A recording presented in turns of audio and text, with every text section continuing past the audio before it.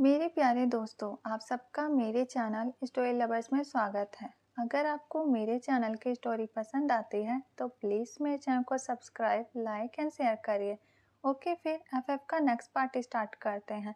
Last part में हमने सुना था कि लैंसीचैन लेंजा को समझा रहे थे। अब आगे लैंसीचैन कहते हैं, लेंजा तुम चाहते हो ना कि विंग हमेशा तुम्हारे साथ रहे और तुम्हें माफ़ कर दे। लेंजा कहता है, हाँ मैं चाहता हूँ, मैं विंग की माफ़ी के लिए कुछ भी कर सकता हूँ, लेकिन ब्रदर वो बहुत ज़्यादा कोल्ड हो गया है। उसने अपने दिल के दरवाजे हम सब के लिए बंद कर दिए हैं। वो इतनी आसानी से हमें माफ़ नहीं करेगा। लेंजा चैन कहते हैं, लेंजा कोई भी चीज़ आसानी से नहीं मिलती, हर चीज़ के लिए मेहनत करनी पड़ती है और यहाँ तो बात ही अलग है। विंग ने बहुत कुछ सहा है। तुम ये सोचो कि इतना सब कुछ सहने के बाद भी वो तुम्हारे लिए यहाँ आने के लिए तैयार हो गया। जो कभी किसी के बुलाने पर सियोल नहीं आया, उसने अच्छे अच्छे ऑफर ठुकराए, लेकिन तुम्हारा नाम सुनते ही वो यहाँ आने के लिए तैयार हो गया। चाहे उसका कारण कुछ भी हो, लेकिन वो तुम्हारे लिए यहाँ तो आया। तो ये तो अच्छी बात है ना, यानी उसके दिल में तुम्हारे लिए कहीं ना कहीं जगह तो है। इसलिए तुम निराश मत हो और अपनी कोशिश जारी रखो। लेंजा कहता है, ओके ब्रदर, मैं जा रहा हूँ। लेंसिचन कहते हैं, अब तुम कहाँ जा रहे हो? लेंजा कहता है, मैं और कहाँ जाऊँगा, मैं तो अपने विंग के पास जा रहा हूँ। लेंसिचन कहते हैं, अभी बहुत ज़्यादा रात हो गई है, तुम उसके रूम में क्यों जा रहे हो? लेंजा कहता है, ब्रदर आप ज़्यादा मत सोचिए, मैं कुछ नहीं करूँगा। ओके ब्रदर, फिर हम कल मिलते हैं। लेंसिचन कहते हैं, उसे तंग मत करना। लेंजा वहाँ से चला जाता है। लेंजा विंग के रूम के बाहर खड़ा होकर दरवाज़ा खटखटाने लगता है। विंग कहता है, इस घर में रात को भी चैन नहीं है, पता नहीं अब कौन आ गया। विंग दरवाज़ा खोल देता है। सामने लेंजा था अपने नाइट सूट में और उसने बहुत ही मासूम चेहरा बना रखा था। विंग कहता है, लेंजा तुम यहाँ क्या कर रहे हो? तुम अपने रूम में जाओ, बहुत ज़्यादा रात हो गई है। लेंजा कहता है, विंग मुझे भी अपने साथ सुला लो, मैं अंदर आऊँगा तुम्हारे साथ। मुझे तुम्हारे साथ तुम्हारे रूम में सोना है। विंग कहता है, लेंजा तुम अपने रूम में जाओ, तुम मेरे साथ नहीं सो सकते। लेंजा कहता है, विंग मुझे डर लग रहा है, प्लीज़ मुझे भी अपने साथ सोने दो, मैं तुम्हें बिल्कुल भी तंग नहीं करूँगा, जो तुम कहोगे मैं वही करूँगा। विंग कहता है, तुम्हारी इतनी बड़ी फैमिली है, तुम किसी और के पास जाओ अगर तुम्हें डर लग रहा है तो, और मुझे परेशान मत करो। लेंजा कहता है, मैं सिर्फ यहीं सोऊंगा। विंग कहता है, नहीं, और लेंजा के मुंह पर दरवाज़ा बंद कर देता है। विंग के दरवाज़ा बंद करते ही लेंजा के आंखों में आंसू आ जाते हैं। वो दरवाजे से लगकर ही नीचे बैठ जाता है और रोने लगता है। लेंजा का ये रोना कोई नाटक नहीं था। उसे कुछ समझ नहीं आ रहा था कि वो क्या करे जिससे वो विंग की माफ़ी पा सके। और जैसा विंग का बिहेवियर है, उसे मनाना आसान नहीं है। हो सकता है वो कभी माने ही ना। लेंजा का दिल टूट रहा था, उसकी हिम्मत जवाब दे रही थी। ये हाल सिर्फ लेंजा का नहीं था, सभी अपने रूम में आंसुओं के साथ थे। मिसेस वीजी ने पता है कि विंग उनका बेटा है, लेकिन उनका उस पर कोई अधिकार नहीं। वो चाहती है विंग उन्हें मॉम बुलाए, वो विंग से प्यार कर सके, लेकिन विंग तो उनके प्रति बहुत ज़्यादा कोल्ड है। मिसेस वी अपने बेड पर रो रही थी। उनके रोने की आवाज़ मिस्टर वी को भी सुनाई दे रही थी, लेकिन उन्होंने चुप रहना ज़रूरी समझा, क्योंकि रोने से मन हल्का हो जाता है। ऐसे भी उन्होंने मिसेस वी को बहुत समझाया था कि उन्हें सही समय पर विंग को अपने पास ले आना चाहिए, कहीं ज़्यादा लेट ना हो जाए, लेकिन मिसेस वी की कभी हिम्मत ही नहीं हुई। मिसेस जियांग अपने रूम में रो रही थी। उन्हें पता था कि उन्होंने जो भी किया है वो माफ़ी के काबिल नहीं है, लेकिन ये दिल क्या करे जो विंग से माफ़ी चाहता है और उसे एक बार गले से लगाकर कहना चाहता है कि प्लीज़ तुम मुझे मॉम बुलाओ। उन्हें तो विंग पर जब भी प्यार आया था जब विंग सिर्फ एक दिन का था, लेकिन जब उन्हें पता चला कि ये उनके पति का सन है तो प्यार नफरत में बदल गई। उन्हें नहीं पता था कि वो अपने दुख में इतना खो गई है कि उन्हें कभी विंग के आंसू ही नजर नहीं आए। लेकिन अब वो अपनी गलती सुधारना चाहती है, लेकिन विंग उन्हें मौका नहीं देना चाहता, और ये बात उनका दिल तोड़ने के लिए काफ़ी है। जब मिस्टर जियांग ने अपनी वाइफ को ऐसी हालत में देखा तो उन्हें कंसोल करने नहीं गए, क्योंकि आवाज़ तो उनकी भी भारी थी, क्योंकि रोकर तो वो भी आए थे। उनके सीने में जो दर्द था वो तो सिर्फ वही जानते थे। वो बचपन से ही विंग को प्यार देना चाहते थे, लेकिन क्या विंग इस बात पर यकीन करेगा? यकीन करना तो मुश्किल है, क्योंकि विंग तो हमेशा मिस्टर जियांग की तरफ एक उम्मीद भरी नज़रों से देखता था, लेकिन उसे कभी भी वो प्यार नहीं मिला जिस प्यार को मिस्टर जियांग से चाहता था। वो मिस्टर जियांग से सपोर्ट चाहता था, लेकिन मिस्टर जियांग तो एक स्टैचू के अलावा कुछ भी नहीं थे। इस हिसाब से तो आज भी मिस्टर जियांग को कुछ बोलने का अधिकार नहीं, लेकिन वो विंग को पाना चाहते थे एक बेटे के रूप में, और ये उन्हें मुश्किल लग रहा था, इसलिए उनकी आंखें भरना तो लाजमी है। जियांगचैंग और यानली का हाल भी कुछ अलग नहीं था।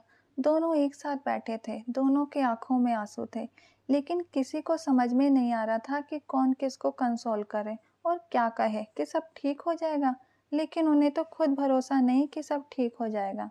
अब उन्हें विंग को मनाना मुश्किल लग रहा था। जियांगचैंग अपनी रोती हुई आवाज़ में कहता है, सीजे, आप तो जानते हो ना कि मैं बचपन से ही विंग को अपना ब्रदर मानता हूँ। मैं हमेशा उसके पास जाना चाहता था, लेकिन मैं घर में कोई और झगड़ा नहीं चाहता था। सीजे, क्या विंग हम सबको माफ़ करेगा? मैं अपना ब्रदर वापिस चाहता हूँ। यानली जियांगचैंग को क्या जवाब दे, जिसे खुद कंफर्म नहीं कि विंग क्या करेगा। बस वो चुप ही रहती है। सब अपनी सोच में डूबे हुए थे, उन्हें क्या करना चाहिए जिससे विंग का दिल पिघल सके। लैन सिचन अपने रूम से बाहर निकलते हैं तो वो देखते हैं लेंजा विंग के दरवाजे के पास बैठकर रो रहा है।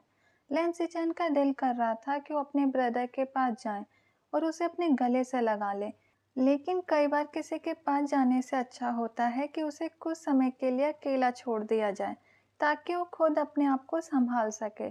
दिल तो लैन सिचन का भी दुख रहा था अपने भाई को ऐसी हालत में देखकर। वो जानते हैं कि उनके ब्रदर से गलती हो गई है, लेकिन वो अपने ब्रदर को ऐसे रोता हुआ नहीं देख सकते। लैन सिचन को लगता है कि अगर उनकी मॉम मिल जाती तो शायद वो लेंजा को संभाल लेती, लेकिन उनकी मॉम का तो कुछ अता पता ही नहीं था। वो 3 साल पहले मिस्टर लैन के चंगुल से आज़ाद हो गई थी, लेकिन इन 3 सालों में वो ऐसे गायब हो गई जैसे उनका कोई अस्तित्व ही नहीं था, जैसे कभी कोई मिसेस लैन थी ही नहीं। लैंस ब्रदर को तो ये भी समझ नहीं आ रहा था कि उनकी मॉम खुद वापस क्यों नहीं आ रही। अब तो वो आज़ाद हो गई है ना, या फिर वो कोई मुसीबत में फंस गई। सब लोगों के दिल में बोझ था, उनके दिल का बोझ भारी होता जा रहा था। वो सब बार बार हिम्मत करके एक कदम विंग की तरफ बढ़ाते थे, लेकिन विंग उनसे 2 कदम पीछे हो जाता था। विंग दोबारा कोई दर्द तकलीफ से गुजरना नहीं चाहता था। वो किसी के करीब आना ही नहीं चाहता था। आज सब लोगों की नींद उड़ी हुई थी, कोई नहीं सो पा रहा था। क्या विंग सही से सो रहा था?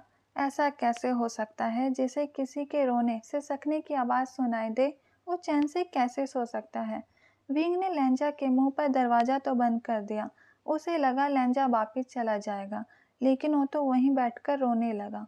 विंग को साफ साफ पता चल रहा था कि लेंजा उसके दरवाजे पर बैठकर रो रहा है।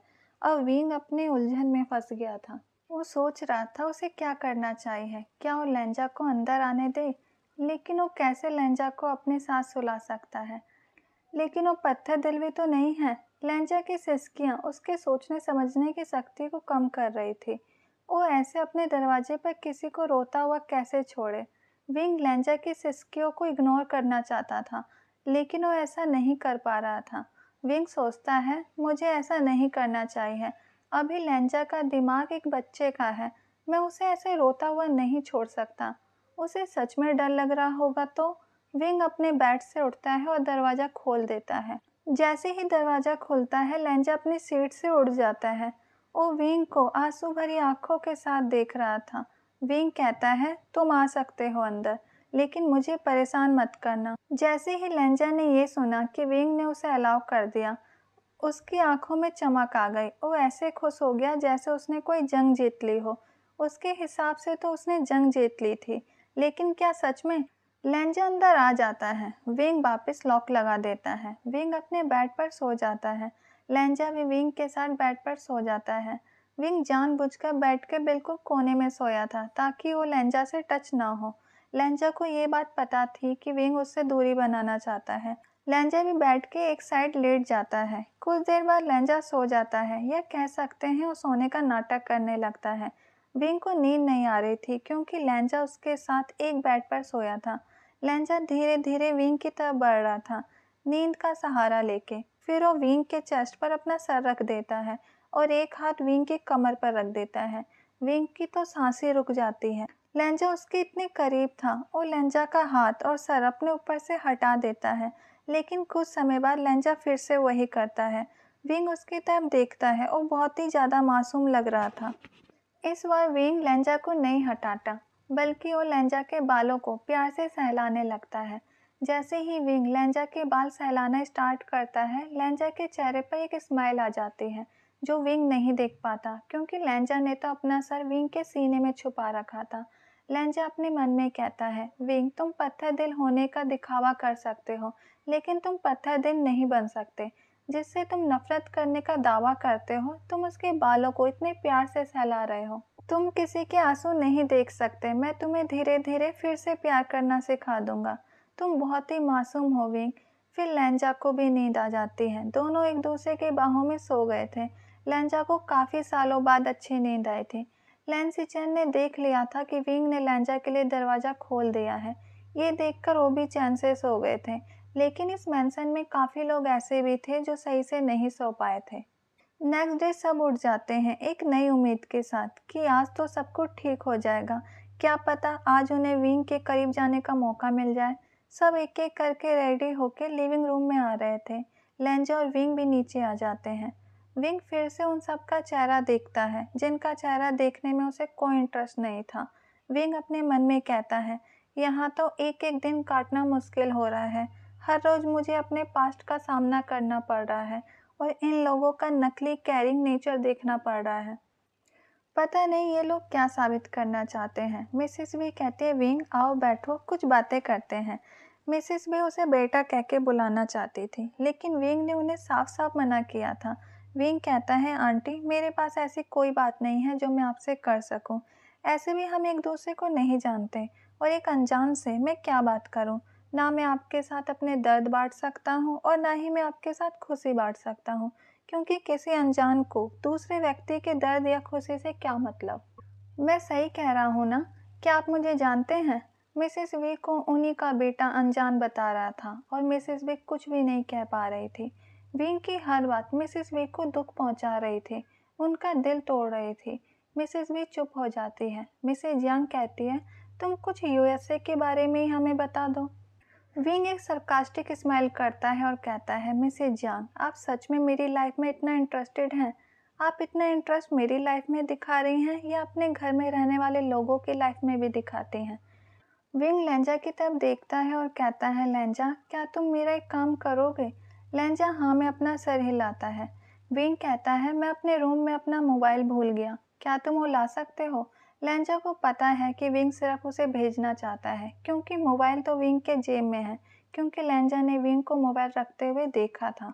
लेकिन लेंजा को तो बच्चे वाली एक्टिंग करनी है, तो उसे तो मासूम बनना ही होगा। लेंजा कहता है, मैं अभी तुम्हारा मोबाइल लेके आता हूँ।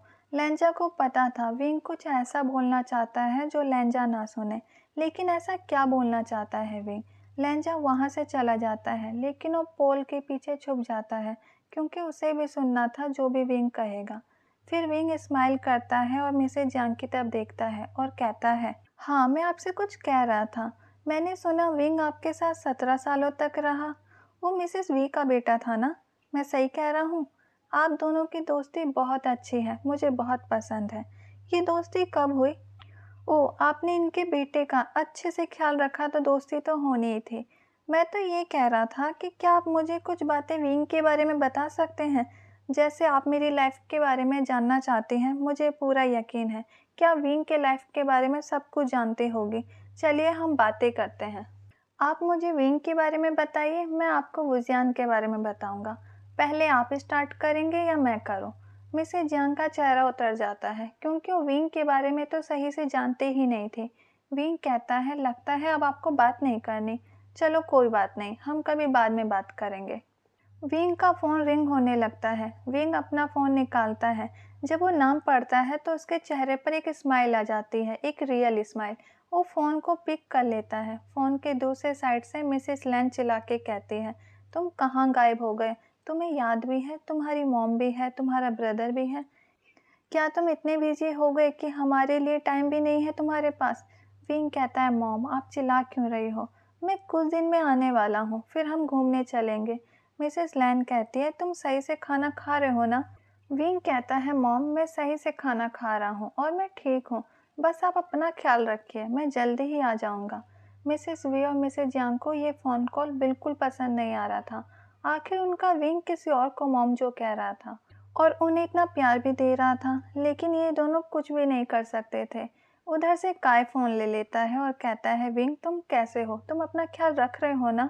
वहाँ तुम्हें कोई दिक्कत तो नहीं हो रही? विंग कहता है, ब्रदर आप कितनी टेंशन ले रहे हो? मैं बिल्कुल ठीक हूँ। बस आप मॉम का ख्याल रखिए, मुझे यहाँ कोई तकलीफ नहीं है।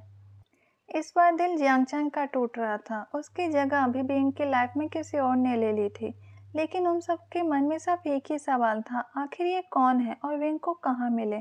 ब्रदर वाला रिश्ता तो जियांगचैंग चाहता था। वो चाहता था कि विंग के साथ मिलकर मस्ती कर सके, लेकिन ऐसा कभी नहीं हो पाया। जियांगचैंग अपने मन में कहता है, मैं तुम्हें कभी भी ब्रदर वाला प्यार नहीं दे पाया। ओके गाइज, आज का पार्ट यहीं रखते हैं। Bye, thank you.